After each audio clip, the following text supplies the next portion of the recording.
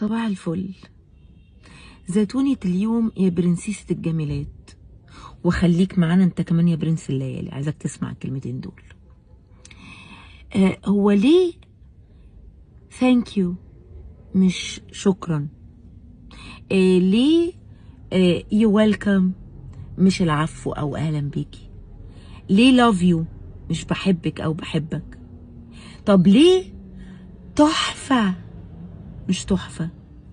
طب ليه خطير مش خطير؟ ليه تصنع؟ وليه الانجليزي اللي عمال على بطال؟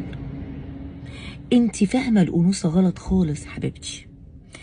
انا عندي مراره واحده، عملت العمليه شلتها، ما عنديش بقى حاجه تدفع غير الكبد والكليه، يعني بعد الشر عليا.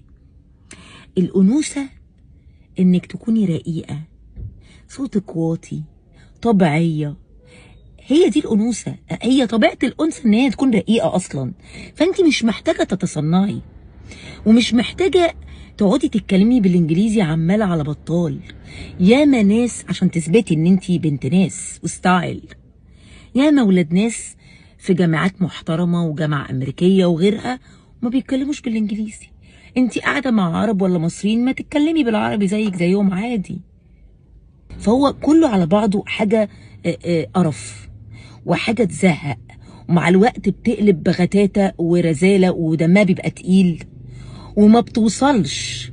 يعني بتتكشفي مع الوقت، واللي قدامك مش هيحب ده، مش هيجذب لك الا بقى المتصنع اللي زيك. لكن لو حد طبيعي اسمعي مني، صدقيني مش هيعجبه الكلام ده. اسمعي مني.